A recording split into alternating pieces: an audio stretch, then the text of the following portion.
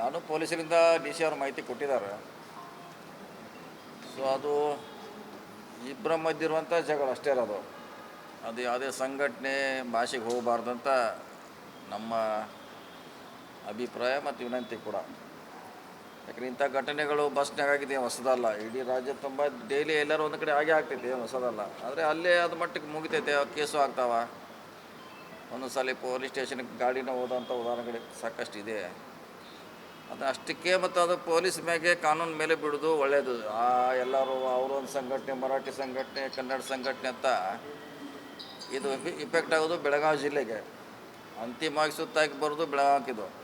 ಪದೇ ಪದೇ ಇಂಥ ಘಟನೆ ನಡೆದ್ರೆ ಇದು ನಮ್ಮ ಬೆಳವಣಿಗೆ, ಉದ್ಯಮೆಗೆ ಎಲ್ಲ ರೀತಿಯಿಂದ ನಷ್ಟ ಆಗೋದು ನಮಗೆ. ಸೊ ಅದು ಪೊಲೀಸರು ಎರಡೂ ಕಡೆ ತನಿಖೆ ಮಾಡ್ತಿದ್ದಾರೆ. ಸೊ ಅದನ್ನು ಅವ್ರಿಗೆ ಬಿಡೋದು ಒಳ್ಳೆಯದು.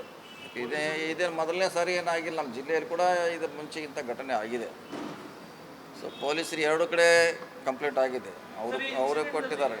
ಪೊಲೀಸರು ಕಾಮನ್ ಸೆನ್ಸ್ ಯೂಸ್ ಮಾಡಲಾರ್ದ ಹೊಸದಲ್ಲಿ ಕಂಡಕ್ಟರ್ನ ಬುಕ್ ಮಾಡಿಬಿಟ್ಟವೆ. ಇವತ್ತು ಬೆಳಗ್ಗೆ ಟ್ರಾನ್ಸ್ಪೋರ್ಟ್ ಮಿನಿಸ್ಟರ್ ಹೇಳಿದ್ರು ಅದೇ ಹೌದೌದು, ಅದು ಆಗಬಾರ್ದಿತ್ತು. ಅದು ಯಾಕಂದ್ರೆ ಅಂತ ಹಾಕುವಂಥದ್ದು ಇಲ್ಲ. ಯಾಕೆ 100 ಜನರ ಮುಂದೆ ಆಗಿರುವಂಥ ಘಟನೆ ಇದು. ನೂರಾರು ಮಂದಿ ಬಸ್ನಲ್ಲಿದ್ದಾರೆ. 100 ಇರ್ಬೋದು, 50 ಜನ ಇರ್ಬೋದು ಅದರಲ್ಲಿ. 50 ಜನ ಹಿಡಿದ್ರು ಅದರಲ್ಲಿ ಇದು ಆಗುವಂಥ ಪ್ರಶ್ನೆ ಬರೋದಿಲ್ಲ. ಸೊ ಇದು ಪೊಲೀಸರಿಂದ ತಪ್ಪಾಗಿದೆ ಅಂತ ನಂದು ಭಾವನೆ. ಮುಂದೆ ಅದಕ್ಕೆ ಅವಕಾಶ ಇದೆ, ಅದು ಕಾನೂನಲ್ಲಿ ಅದಕ್ಕೆ ಸರಿ ಮಾಡಲಿಕ್ಕೆ ಲೀಗಲ್ ಒಪಿನಿಯನ್ ತೊಗೊಂಡು ಒಂದು ಸರಿ ಮಾಡುವಂಥ ಪ್ರಯತ್ನ ನಾರ್ಮಲ್ ಕೇಸ್ ಆಗಬೇಕಷ್ಟೇ. ಹೌದು, ಅದೇ ಅಲ್ಲ. ಈಗ ಅವರು ಸಂಘಟನೆ ಅವರು ಹೇಳಿದ್ಮ್ಯಾಗ ಇವ್ರೊಂದು ಕೊಟ್ಟಾರ, ಇವ್ರು ಹೇಳಿದ್ಮ್ಯಾಗ ಅವರು ನಮ್ಮ ಮಸಿ ಹಚ್ಚಲಿಕ್ಕೆ ಅವರು ಪ್ರಯತ್ನ ಮಾಡ್ತಾರೆ. ಇವರೆಲ್ಲೋ ದಾವಣಗೆರೆ ಇವ್ರು ಮಾಡಿದ್ದಾರೆ. ಅಲ್ಟಿಮೇಟ್ ಆಗೋದು ತೊಂದರೆ ಯಾರಿಗೆ? ಸರ್ಕಾರ ಮತ್ತು ಬೆಳಗಾವಿಗೆ. ನಮಗೆ ನಷ್ಟ ಆಗೋದು ಡೈರೆಕ್ಟ್ಲಿ ಬೆಳಗಾವಿಗೆ. ಪದೇ ಪದೇ ಇಂಥ ಘಟನೆ ಆದರೆ ಮೊದಲೇ ಈಗ ಬೆಳೀತಾ ಇದೆ. ನಾವೆಲ್ಲರೂ ಕೂಡಿ ಇದಕ್ಕೆ ಪ್ರೋತ್ಸಾಹ ಮಾಡಬೇಕು. ಅದನ್ನು ಬಿಟ್ಟು ನಾವು ಪೊಲೀಸರು ಮಾಡೋ ಕೆಲಸ ನಾವು ಮಾಡ್ಲಿಕ್ಕೆ ಆಗೋಲ್ಲ. ಅವ್ರು ಮಾಡ್ತಿದ್ರೆ ಮಾಡ್ಲಿಕ್ಕೆ ಬಿಡಿ ಅವ್ರಿಗೆ.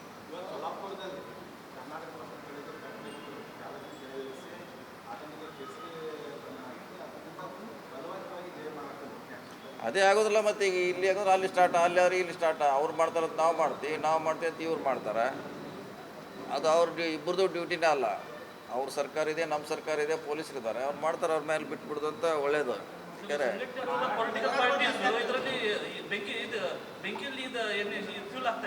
ಇಲ್ಲ ಪಾರ್ಟಿಕಲಿ ಪಾರ್ಟಿ ಯಾರು ಇನ್ವಾಲ್ವ್ಮೆಂಟ್ ಇಲ್ಲ. ಶಿವಸೇನಾ ಮುಂಚೆಯಿಂದ ಅವರು ಅದ್ರ ಪರವಾಗಿದ್ದಾರೆ. ಅವರು ಮಹಾರಾಷ್ಟ್ರ ಹೋರಾಟದಲ್ಲಿ ಬೆಳಗಾವಿ ಸೇರಬೇಕು ಅನ್ನೋದು ಮುಂಚೆಯಿಂದ ಇದೆ. ಅದೇನು ಹೊಸ ಅಲ್ಲ. ಆ ಪರ್ಟಿಕ್ಯುಲರ್ ಪಾರ್ಟಿ ಅವ್ರು ಮುಂಚೆ ಯಾವಾಗಲೂ ಸಪೋರ್ಟ್ ಮಾಡೇ ಮಾಡ್ತಾರೆ. ಬೆಳಗಾವಿ ಗಡಿ ವಿಷಯ ಬಂದಾಗ ಅದನ್ನು ನಾವು ಪಾರ್ಟಿಕಲಿ ಪಾರ್ಟಿ ಅವರದ್ದು ಇದ್ರಾಗ ಭಾಗವಹಿಸೋದು ಅವಶ್ಯಕತೆ ಇಲ್ಲ. ಪೊಲೀಸರಿದ್ದಾರೆ, ತನಿಖೆ ಮಾಡ್ತಿದ್ದಾರೆ.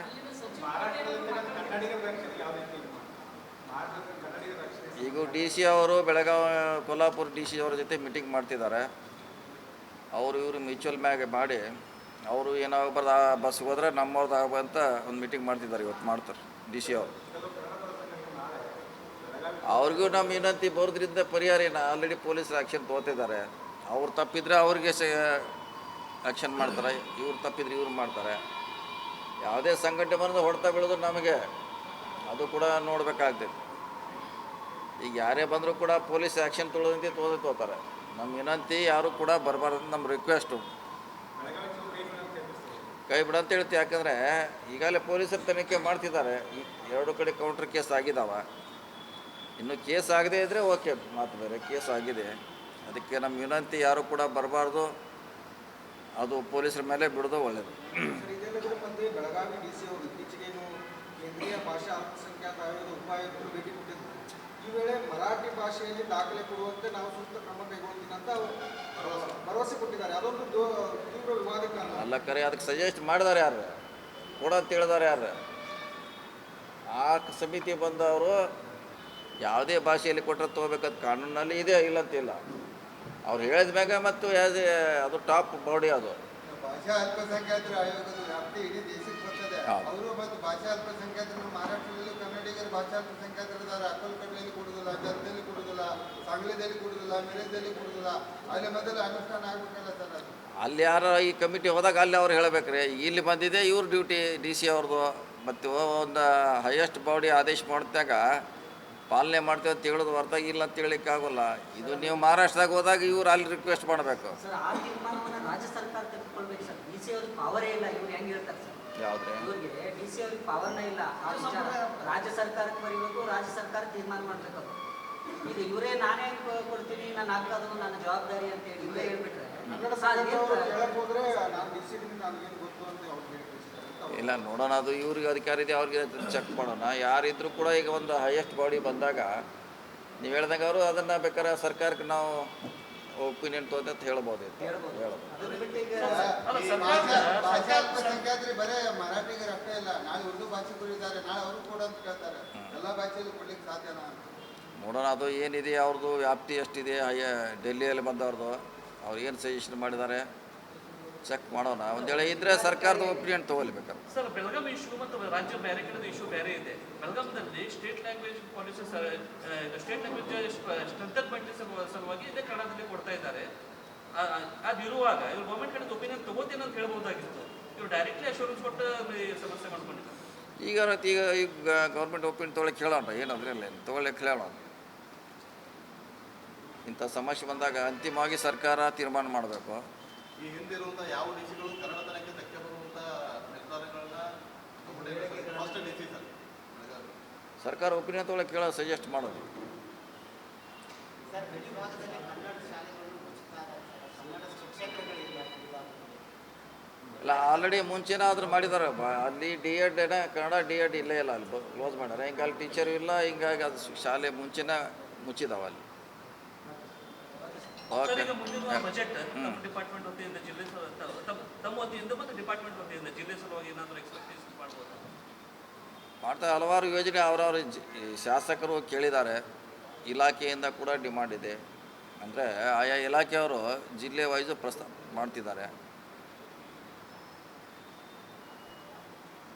ಯಾಕೆ ರಾಣಿ ಚೆನ್ನಮ್ಮ ಯೂನಿವರ್ಸಿಟಿದ ಕೆಲಸ ನಡೆದಿದೆ ಈಗ ಬಾಗೇವಾಡಿ ಹತ್ರ. ಅಲ್ಲಿ ನೀರಿನ ದೊಡ್ಡ ಸಮಸ್ಯೆ ಇದೆ. ಯೂನಿವರ್ಸಿಟಿದವರು ಆ ತಿಗಡಿ ಹರಿನಾಳ ಪ್ರಾಜೆಕ್ಟ್ ನೀರು ಬಂದರೆ ನೀರು ಯೂಸ್ ಆಗ್ಬೋದು ಅಂತಾರೆ. ಅದರೊಳಗೆ ಅದಕ್ಕೆ ನೀರಿನ ಸೋರ್ಸೇ ಇಲ್ಲ. ಎಲ್ಲ ನೋಡೋಣ. ಈಗಾಗಲೇ ನಾವು ಮಲಪ್ರಭಾ ನದಿಯಿಂದ ಬೆಳಗಾವಿ ಜಿಲ್ಲೆಗೆ ಭಾಳಷ್ಟು ಕೆರೆ ತುಂಬ ಯೋಜನೆ ಮಾಡಿದ್ದೀವಿ. ಅಲ್ಲೇ ಪಕ್ಕಕ್ಕೆ ಒಂದು ಕೆರೆ ಇದೆ, ಅದನ್ನು ತುಂಬ್ತಾ ಇದೀವಿ ನಾವು. ಅದನ್ನು ಯುಟಿಲೈಸ್ ಮಾಡ್ಕೋಬೋದು. ಪ್ರಯಾಗ್ರಾಜ್ನಿಂದ ಬರಬೇಕಾದ್ರೆ ಅದು ಬೆಳಗ್ಗೆ ತೀರ್ಕೊಂಡವ್ರು ಜಬಲ್ಪುರ ಹತ್ತಿರ ತೀರ್ಕೊಂಡಿದ್ದಾರೆ. ಅವರು ಮೋಸ್ಟ್ಲಿ ಬಿಟ್ಟಿರ್ಬೇಕು ಅವರು. ನಾಳೆವರೆಗೆ ಏನಾರು ಬಂದರೆ ಬರ್ಬೋದು ಅವರು ಡೆಡ್ ಬಾಡೀಸ್. ಮಾಡಿದ್ದಾರೆ ನಮ್ಮ ಡಿ ಸಿ ಅವರು, ಪೊಲೀಸ್ ಕಮಿಷನರು, ನಮ್ಮ Gokak DSP already Jabalpur police ಜೊತೆ ಮಾತಾಡಿ ಬೆಳಗ್ಗೆನೇ ಮೋಸ್ಟ್ಲಿ ಬಿಡುವಂಥ ವ್ಯವಸ್ಥೆ ಮಾಡಿಸಿದ್ರು. ಅವರು ಬಿಟ್ಟಿರ್ಬೇಕು ರೀ. ಲಾಸ್ಟ್ ಟೈಮ್ ಹಿಂದೆ ಕಾಲ್ತೋಳಿಗೆ ಇಟ್ಕೊಂಡಿದ್ದಲ್ಲ, ಅವ್ರಿಗೆ ಸರ್ಕಾರ ರಾಜ್ಯ ಸರ್ಕಾರದಿಂದ ಎಲ್ಲಿರಿ ಪ್ರಯಾಗ್ರಾಜ್ ಅದು ನೋಡ್ಬೇಕಾದ್ರೆ ಸರ್ಕಾರ ಡಿಸಿಷನ್ ತೊಗೋಬೇಕಾದ್ರೆ. ಯಾಕಂದರೆ ಇಡೀ ರಾಜ್ಯಕ್ಕೆ ಸಂಬಂಧಪಟ್ಟ ವಿಷಯ ಅದು.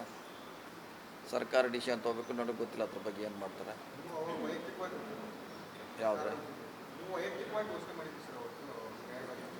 ಇಲ್ಲ, ಸರ್ಕಾರ ಡಿಸಿಷನ್ ಮಾಡಬೇಕು. ಯಾಕಂದ್ರೆ ಬೆಳಗಾವಿ ಜಿಲ್ಲೆಗೆ ಸಂಬಂಧಪಟ್ಟದಲ್ಲ ಅದು. ಇಡೀ ಬೇರೆ ಬೇರೆ ಜಿಲ್ಲೆಗಳಲ್ಲಿ ಕೂಡ ತೀರಿ ಹೋಗಿದ್ದಾರೆ. ಇನ್ನೂ ಕೂಡ ನಿರ್ದಿಷ್ಟ ಸಂಖ್ಯೆ ಎಲ್ಲೂ ಗೊತ್ತಾಗಿಲ್ಲ. ಗೊತ್ತಾದ್ಮೇಲೆ ಅದ್ರ ಬಗ್ಗೆ ಸರ್ಕಾರ ನೋಡೋಣ ಏನು ಚಿಂತನೆ ಮಾಡ್ತೇವೆ. CM ಹೇಳಿದ್ದೀನಿ ಸರ್, ಆಯಾ ಜಿಲ್ಲಾ ಉಸ್ತುವಾರಿ ಸಚಿವರು ವಿವೇಚನೆಗಳು ಇದ್ದಿದ್ದೀವಿ, ಅವರೇ ಡಿಸಿಷನ್ ತಗೋತಾರೆ ಅಂತ. ಎಲ್ಲ ಡಿಸಿಷನ್ ಕೂಡ ಅಂತಿಮವಾಗಿ ಮತ್ತೆ ನಾವು ಸರ್ಕಾರಕ್ಕೇ ಅಪೀಲ್ ಮಾಡಬೇಕು. ಇನ್ನೂ ನಿರ್ದಿಷ್ಟವಾಗಿ ಸಂಖ್ಯೆ ಯಾವುದು ಗೊತ್ತಿರಲಿಲ್ಲ ಎಷ್ಟಂತ.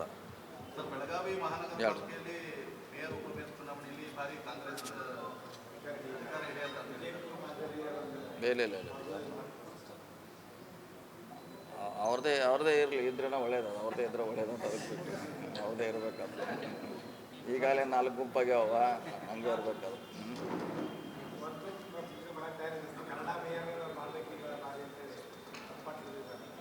ನೋಡೋಣ, ಅದ್ರ ಬಗ್ಗೆ ನೋಡೋಣ, ಚಿಂತೆ ಮಾಡೋಣ. ಯಾರು ಏನು ಎಂತ ನೋಡೋಣ, ವಿಚಾರ ಮಾಡೋಣ.